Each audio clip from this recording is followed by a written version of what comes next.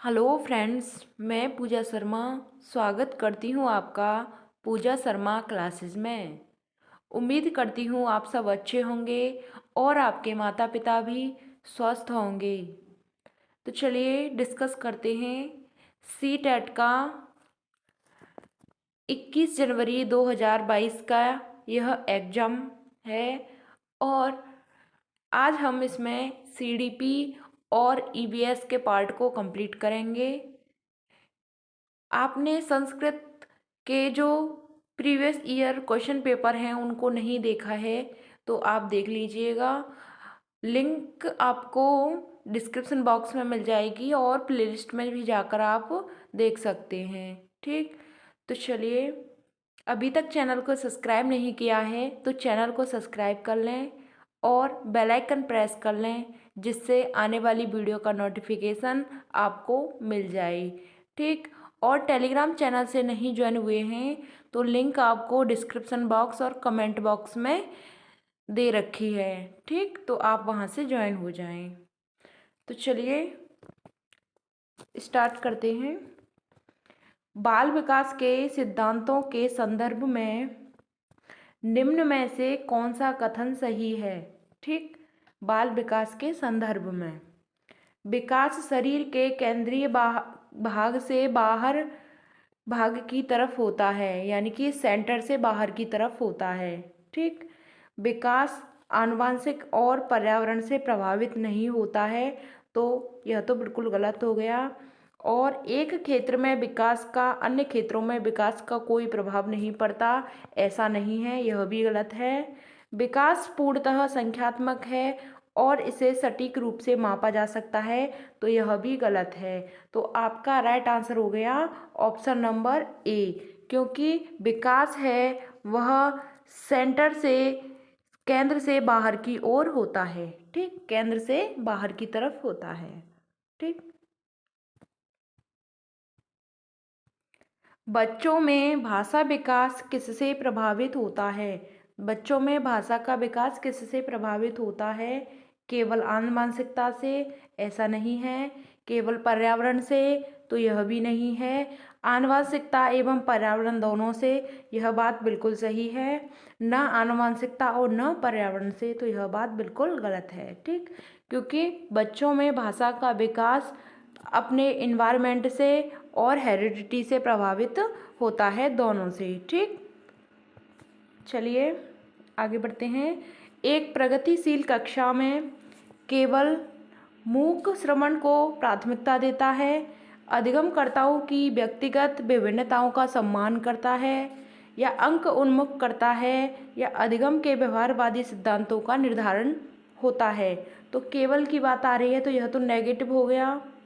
ठीक, और अंक उन्मुख करता है, तो यह भी आपका गलत हो गया।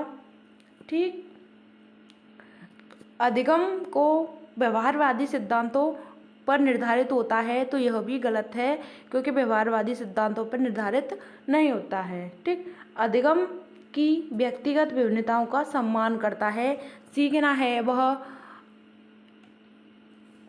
व्यक्तिगत भिन्नताओं का सम्मान करता है। ठीक, तो यह बात बिल्कुल सही है। ठीक, लॉरेंस कोहलबर्ग के नैतिक विकास के सिद्धांत के अनुसार सजा टालने के लिए नियमों का पालन करना किस चरण को दर्शाता है? प्रथा, पूर्व चरण, अमूर्त संक्रियात्मक चरण, प्रथागत चरण, उत्तर प्रथागत चरण। तो आपका राइट आंसर है ऑप्शन नंबर ए, प्रथा पूर्व चरण, प्री कन्वेंशनल स्टेज। ठीक, जो लॉरेंस कोहलबर्ग की सजा टालने के लिए नियमों का पालन करना, ठीक, इसके लिए होती है। ठीक, मतलब इस स्तर पर बालक अपनी आवश्यकताओं के संदर्भ में चिंतन करते हैं। नैतिक दुविधाओं से प्रश्नों पर उनके उत्तर उनको होने वाले लाभ या हानि पर आधारित होते हैं। ठीक, नैतिक कार्य अच्छे या बुरे कार्यों में निहित होती हैं, न कि अच्छे या बुरे व्यक्तियों में। ठीक, सामाजिक व सांस्कृतिक नियमों जैसे अच्छा या बुरा, सही या गलत, आदि से मिलने वाले दंड, पुरस्कार अथवा नियमों का समर्थन करने वाले व्यक्तियों की शारीरिक सामर्थ्य होने वाले स्थूल परिणामों से आंकी जाती है। ठीक, नैतिक विकास को निम्नलिखित 3 भागों में बांटा गया है: आत्मकेंद्रित निर्णय, ठीक, और दंड तथा आज्ञा पालन। तीसरा है यांत्रिक सापेक्षिक अभिमुखता। ठीक, तो चलिए आगे बढ़ते हैं।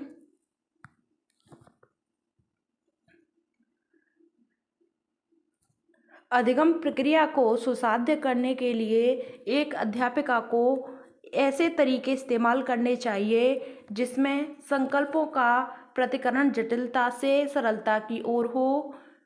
तो ऐसा नहीं है। ठीक, जो अपसारी चिंतन को प्राथमिकता दे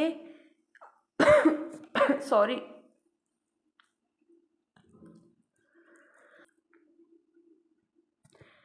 जो अपसारी चिंतन को प्राथमिकता दे तो यह गलत है।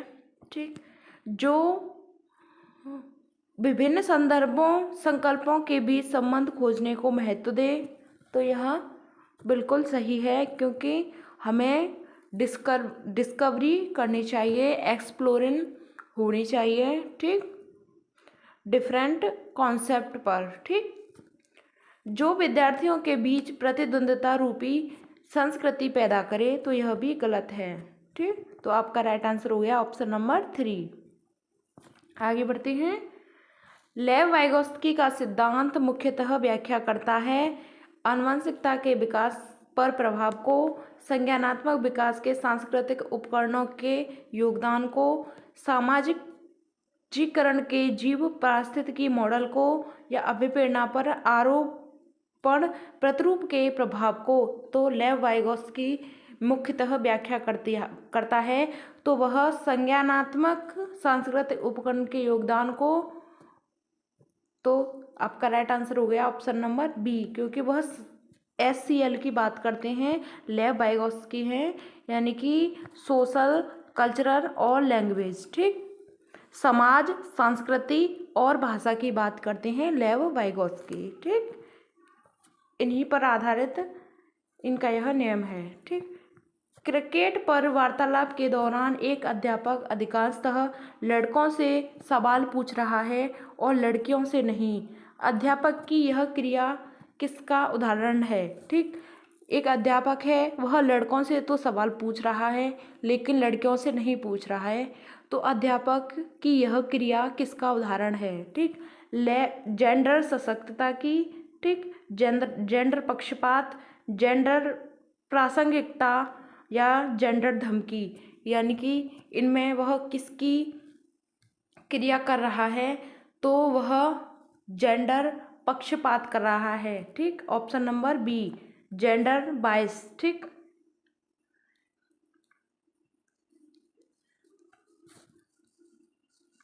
Gender bias. ठीक, लैंगिक पक्षपात कर रहा है जो अध्यापक है। ठीक, आगे बढ़ते हैं। इससे आपका एक क्वेश्चन पूछा जाता है। ठीक, जेंडर बायस होगा या जेंडर स्टीरियोटाइप वहाँ पर दे रखा होगा।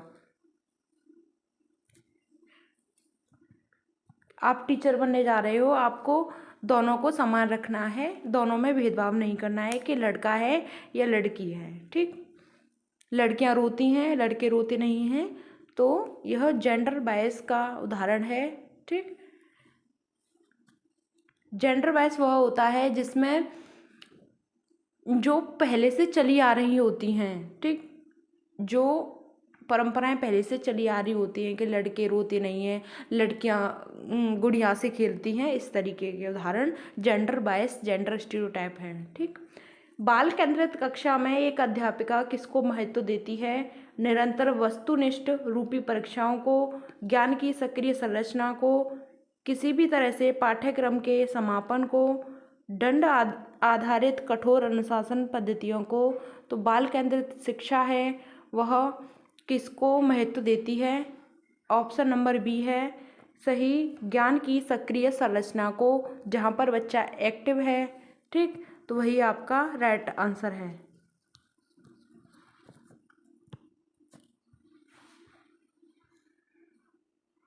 निम्नलिखित में से बच्चों के सामाजिकरण का प्राथमिक कारक है? तो पुस्तकें एवं पत्रिकाएं, निकटस्थ परिवार, माता पिता का कार्यस्थल या अस्पताल की कर्मचारी। तो सामाजिकरण का प्रथम कारक की बात करता है, तो राइट आंसर बताना है आपको। राइट आंसर है ऑप्शन नंबर बी, निकटस्थ परिवार, जो प्राथमिक सामाजिकरण का उदाहरण है। निम्नलिखित में से कौन सा उम्र समूह जीन पियाजे के संज्ञानात्मक विकास के सिद्धांत के मूर्त संक्रियात्मक अवस्था चरण के सनुरूप है? जन्म से 2 साल, जन्म से 2 से 7 साल, या 7 से 11 साल, या 11 से ऊपर। ठीक, मूर्त संक्रियात्मक अवस्था की बात करता है, तो राइट आंसर है आपका 7 से 11 साल। ठीक, कंक्रीट ऑपरेशनल स्टेज। ठीक, ऑप्शन नंबर 3 है आपका राइट आंसर। ठीक, चलिए आगे बढ़ते हैं।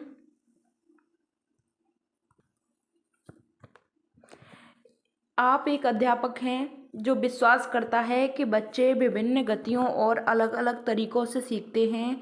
आप अपनी कक्षा में ऐसी आकलन योजना करेंगे जो सभी विद्यार्थियों के लिए समान हो, केवल वस्तुनिष्ठ प्रश्नों को सम्मिलित करें, या बच्चों के सीखने के तरीके से संबंधित ना हो, आकलन के अलग अलग तरीकों पर आधारित हो।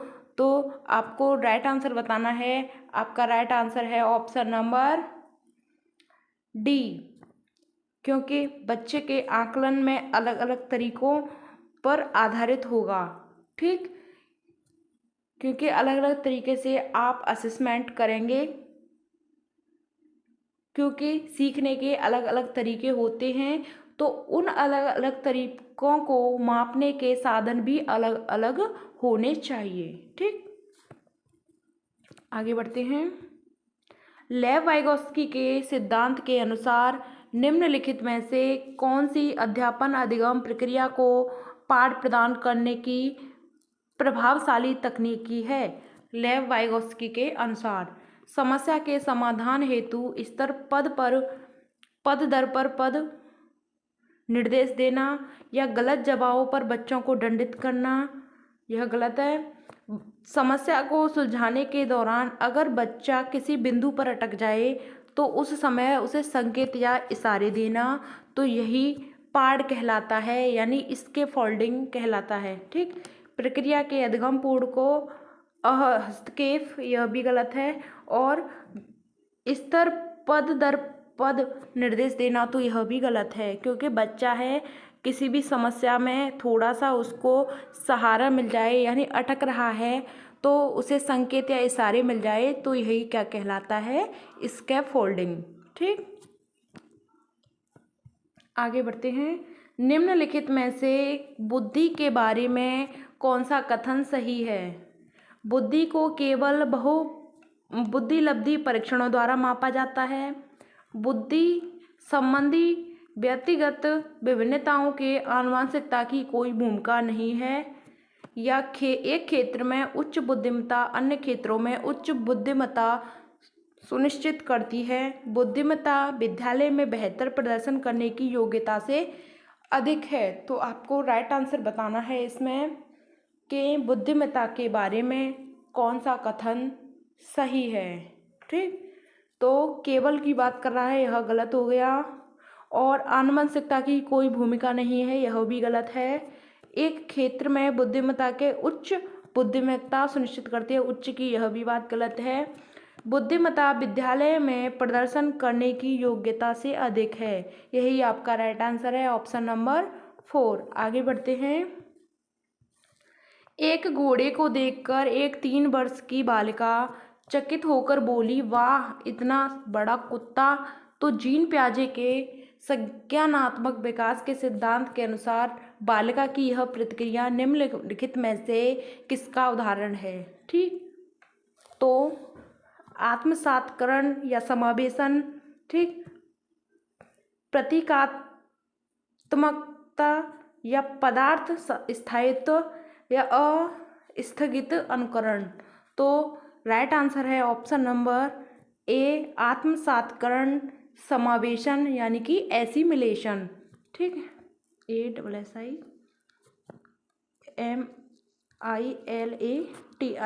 ठीक, एसिमिलेशन यह है, यानी आत्मसात्करण समावेशन, यानी कि एक घोड़े को देखकर एक 3 वर्ष की बालिका है, वह चकित होकर आश्चर्य से बोलती है, वाह इतना बड़ा कुत्ता।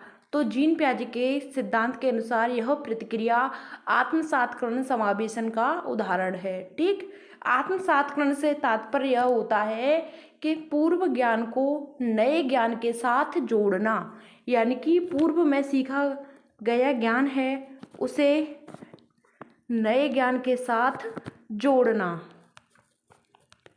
यही कहलाता है हमारा एसिमिलेशन। ठीक, जो बच्चे का माइंड में स्कीमा बन जाता है तो इसे बौद्धिक संरचना में नई नई सूचनाएं, जानकारी को जोड़ने लगता है। ठीक, तो चलिए आगे बढ़ते हैं। भाषा एवं विचार पर लेव वाइगोस्की क्या सुझाते हैं। ठीक, तो भाषा संज्ञानात्मक विकास को निर्देशित करती है। भाषा संज्ञानात्मक विकास भाषा को निर्देशित करती है। भाषा और संज्ञान का कोई संबंध नहीं है, संज्ञान भाषा से स्वतंत्र है। तो आपका राइट आंसर बताना है। राइट आंसर है ऑप्शन नंबर ए, भाषा संज्ञानात्मक विकास को निर्देश देती है। ठीक, भाषा और विचार लेव वाइगोस्की के संज्ञानात्मक विकास में बच्चों की भाषा एवं चिंतन या विचार करने को महत्वपूर्ण साधन बताया है। और छोटे बच्चों द्वारा भाषा का उपयोग सिर्फ सामाजिक संचार के लिए नहीं किया जाता, बल्कि इनका उपयोग वे लोग अपने व्यवहार को नियोजित एवं निर्देशित करने के लिए करते हैं, जबकि आत्मनियमन यानी कि सेल्फ रेगुलेशन के लिए भाषा का उपयोग किया जाता है। ठीक, तो इसे हम इनर स्पीच कहते हैं या प्राइवेट स्पीच कहते हैं। ठीक, तो वाइगोस्की की बात करते हैं भाषा विचार की। इनका कहना था कि भाषा पहले आई थी और विचार बाद में। ठीक, लेकिन इन्हीं का उल्टा है जीन पियाजे। ठीक, जीन पियाजे, तो उनका कहना था कि विचार पहले आएंगे और भाषा बाद में। ठीक, तो आपको याद रखनी है। चलिए आगे बढ़ते हैं। बच्चों में सृजनात्मकता को किस प्रकार सुसाध्य किया जाता है, यानी अन्वेषण को प्रोत्साहित करके, अध्यापक केंद्रित शिक्षण द्वारा, यह गलत है। लगातार अभ्यास दोहराना, यह भी गलत है। केवल अनुकरण करना, यह भी गलत है। राइट आंसर है ऑप्शन नंबर ए, अन्वेषण को प्रोत्साहन देकर। ठीक है,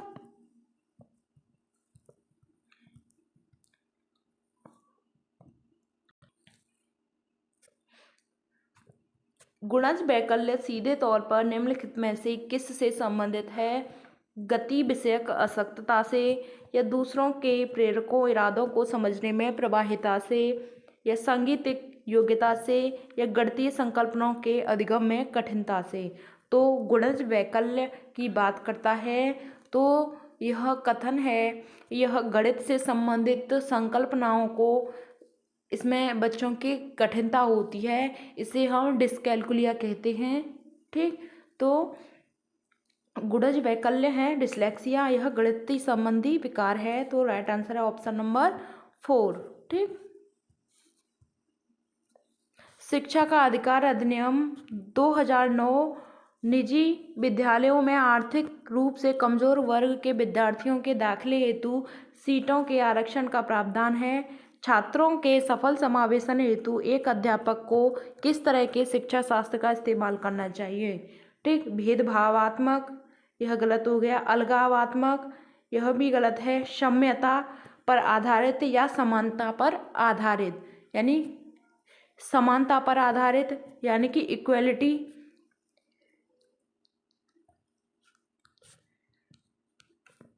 इक्वलिटी या फिर इक्विटी। ठीक, इक्विटी, तो राइट आंसर है साम्यता पर आधारित। ठीक,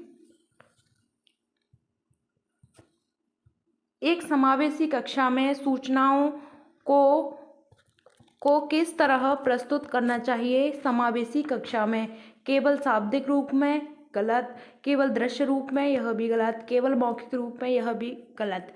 बहुल रूप में। ठीक, राइट आंसर है आपका ऑप्शन नंबर 4।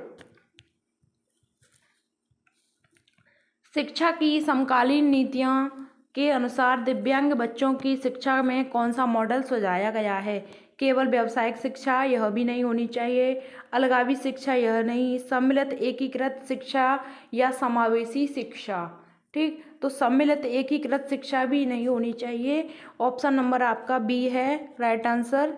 ठीक, ऑप्शन नंबर बी समावेशी शिक्षा इंक्लूसिव एजुकेशन की बात करता है, जो सभी को समान लेकर चलती है। जो दिव्यांग बच्चे हों या किसी भी तरीके के बच्चे हों, उनको सबको, कमज़ोर वर्ग के बच्चे सभी को समान लेकर चलती है, वही कहलाती है हमारी इंक्लूसिव एजुकेशन। ठीक, अधिगम प्रक्रिया के बारे में निम्नलिखित में से कौन सा कथन गलत है? ठीक, अधिगम एक निरंतर प्रक्रिया है, यह बात गलत है। अधिगम एक त्रुटियों और गलतियों का अप्रासंगिक है। ठीक, क्योंकि यहाँ पर गलत के बारे में पूछा है तो हमें गलत ही ढूंढना है, क्योंकि वही सही है। ठीक, अधिगम व्यक्तिगत और पर्यावरणीय कारकों का आधारित है। चक्रीय रूप से होता है, अनरेखीय रूप से होता है, यह भी गलत है। राइट आंसर है आपका ऑप्शन नंबर बी। ठीक,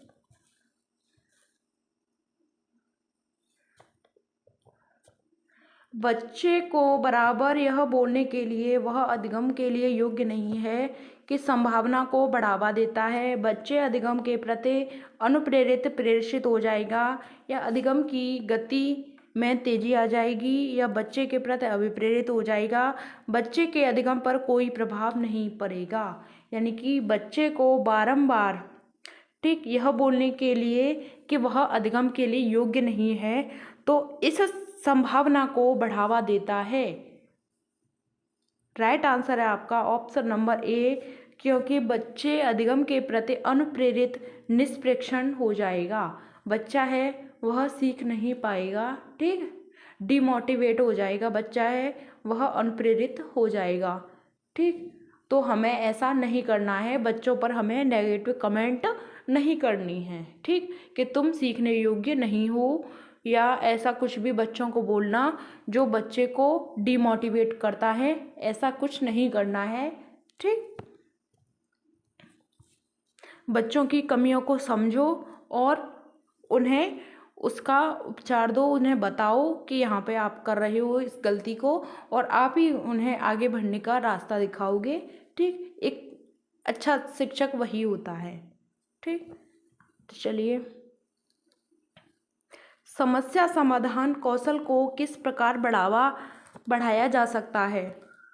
उपकरणों, सामग्रियों के परंपरागत इस्तेमाल पर ध्यान देकर, समस्याओं को मानक प्रारूपों को प्रस्तुत करके, समस्या समाधानों के विकल्प तरीकों का मान देकर, या यंत्रवत याद करके। तो आपका राइट आंसर है इसमें ऑप्शन नंबर सी, क्योंकि हमें वैकल्पिक तरीकों को मान देकर, यानी कि हमें considering alternative way of solution, यानी कि हमें वे ऑफ सॉल्यूशन देने हैं बच्चों को। वैकल्पिक तरीकों को मान देना है, क्योंकि बच्चा है वह प्रॉब्लम सॉल्विंग को अच्छे से कर सके। ठीक, समस्या समाधान करता बन सके। ठीक, चलिए आगे बढ़ते हैं। आज थोड़ी सी तबीयत ख़राब है, इसके कारण बोलने में प्रॉब्लम हो रही है, तो आपको समझने में थोड़ी सी कठिनाई हो पा रही होगी, मैं समझ सकती हूँ। चलिए आगे बढ़ते हैं। प्राथमिक कक्षाओं के संकल्प अध्यापन हेतु विषय वस्तु को प्रस्तुत करने का कौन सा क्रम सर्वाधिक उपयुक्त है? संकेत चित्र मूर्त सामग्री, या चित्र संकेत मूर्त सामग्री, या संकेत मूर्त चित्र सामग्री। ठीक, तो आपको राइट आंसर बताना है। इसमें आगे दे रखा है मूर्त सामग्री या चित्र और संकेत, क्योंकि प्राथमिक कक्षाओं में संकल्प अध्यापन हेतु विषय वस्तु को प्रस्तुत करने के लिए सबसे एक अच्छा तरीका है कि बच्चों को मूर्त वस्तुओं को दिखाएं। मूर्त वस्तुएं वो होती हैं जिन्हें बच्चा देख सकता है, टच फील कर सकता है, वह मूर्त वस्तुएं होती हैं। और बच्चों को चित्र के माध्यम से सिखाएं, बच्चों को संकेतों के माध्यम से सिखाएं, तो यही एक सबसे अच्छा तरीका है। ठीक, बच्चों के अधिगम के लिए मूर्त सामग्री, चित्र और संकेत दिखाकर बच्चा है वह इनके माध्यम से बालक के अंदर उसके प्रति रुचि उत्पन्न करेगा और वह अच्छे से समझेगा। ठीक, आगे बढ़ते हैं। बच्चों के अधिगम पर कक्षा के वातावरण का काफ़ी प्रभाव पड़ता है। प्रवृत्ति अभिमुखी अधिगम, वह अधिगम जो समझने पर जोर दे। संस्कृति को बढ़ावा देने के लिए कक्षा का वातावरण किस प्रकार होना चाहिए? तो कक्षा का वातावरण किस प्रकार होना चाहिए? प्रदर्शन अभिमुखी नहीं, ऐसा नहीं होना चाहिए, यानी कि परफॉर्मेंस ओरिएंटेड, तो ऐसा नहीं है। स्पर्धात्मक एवं व्यक्तिपरक, यानी कि कॉम्पिटिटिव एंड इंडिविजुअलिस्टिक। ठीक, और अध्यापक प्रधान, यानी कि टीचर डोमिनेटेड, ऐसा भी नहीं होना चाहिए। सहकारात्मक और सहयोगात्मक, यानी कि कोऑपरेटिव होना चाहिए और कोलैबोरेट होना चाहिए। ठीक, कोऑपरेटिव एंड कोलैबोरेटिव, यही आपका राइट आंसर है, यह पॉजिटिव है। ठीक, आगे बढ़ते हैं। अधिगम के संदर्भ में निम्न में से कौन सा कथन सही है? तो परीक्षा ही अधिगम का एक चरम लक्ष्य है, तो यह सही नहीं है, बिल्कुल गलत है। अधिगम एक निष्क्रिय प्रक्रिया है, इसमें अधिगमकर्ताओं की संकल्पना की जरूरत नहीं होती है, तो यह भी बिल्कुल गलत है। ठीक, भावों का अधिगम प्रक्रिया को प्रभाव नहीं होता है, ऐसा नहीं है। ठीक, अधिगम एक जटिल प्रक्रिया है जिसमें अधिगमकर्ताओं की सक्रिय संलग्नता की जरूरत होती है, तो यही आपका राइट आंसर है, ऑप्शन नंबर डी। ठीक, option number 4। Learning is a complex process which requires active engagements of learners. ठीक, यानी कि अधिगम एक जटिल प्रक्रिया है जिसमें अधिगमकर्ताओं की सक्रिय संलग्नता की जरूरत होती है। आगे बढ़ते हैं।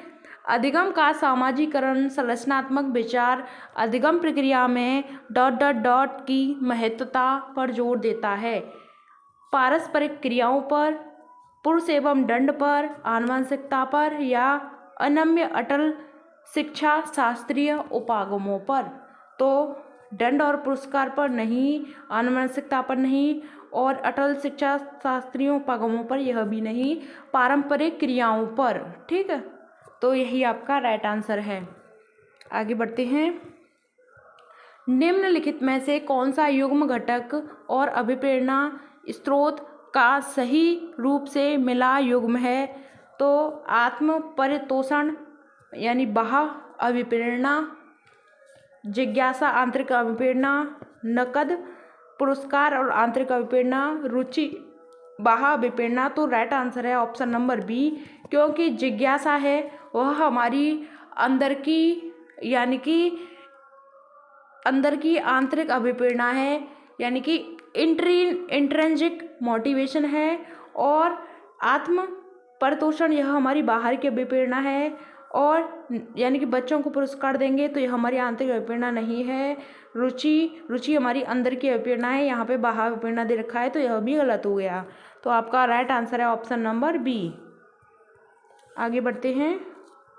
विद्यार्थियों में संकल्पनात्मक समझ को सुसाध्य करने हेतु एक अध्यापिका को छात्रों को केवल यंत्रवत रूप से सीखने के लिए प्रोत्साहन करना चाहिए, तो यह गलत हो गया। ठीक, संकल्पों के वार्तालाप, उदाहरण और गैर उदाहरणों को सम्मिलित नहीं करना चाहिए, तो यह भी गलत हो गया। जो प्रस्तुत किया गया है जो पहले से ही ज्ञात है उन दोनों के संबंध में स्थापित करके अवसर प्रदान करने चाहिए, यह बात तो सही है। अध्यापक की व्याख्यान विधि पर ही सीमित रहना चाहिए, तो यह बात बिल्कुल गलत है। आपका राइट आंसर है ऑप्शन नंबर 3। ठीक, क्योंकि बच्चे जो प्रस्तुत किया गया है जो पहले से ज्ञात है, जो उन दोनों के बीच में संबंध को स्थापित करने के अवसर दे रहा है। ठीक है, बच्चों को अवसर देना यही एक सही बात होती है। तो आपका राइट आंसर है ऑप्शन नंबर 3। आगे बढ़ते हैं। निम्नलिखित में से कौन सा कारक अधिगम को प्रभावित करता है? ठीक, कौन सा कारक है जो अधिगम को सीखने को प्रभावित करता है? अभिप्रेरणा, सामाजिक संदर्भ, संवेग या शिक्षा शास्त्रीय उपागम। तो बच्चे के सीखने को कौन कौन प्रभावित करता है? मोटिवेशन, यह भी प्रभावित करता है। सामाजिक संदर्भ भी प्रभावित करता है। संवेग, हमारे इमोशन भी।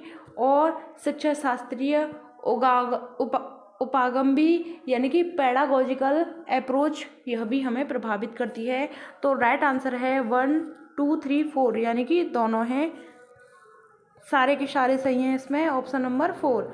ठीक, तो चलिए यहाँ से आपका मैथ स्टार्ट हो गया। और तो चलिए आज के लिए बस इतना ही। थोड़ी सी तबीयत ख़राब है, इसके लिए मिलते हैं आपको आगे की नेक्स्ट वीडियो में। तब तक के लिए आपने चैनल को सब्सक्राइब नहीं किया है तो चैनल को सब्सक्राइब कर लें और बेल आइकन प्रेस कर लें, जिससे आने वाली वीडियो का नोटिफिकेशन आपको मिल जाएगा। तो चलिए, थैंक्स फॉर वॉचिंग। जय हिंद, वंदे मातरम।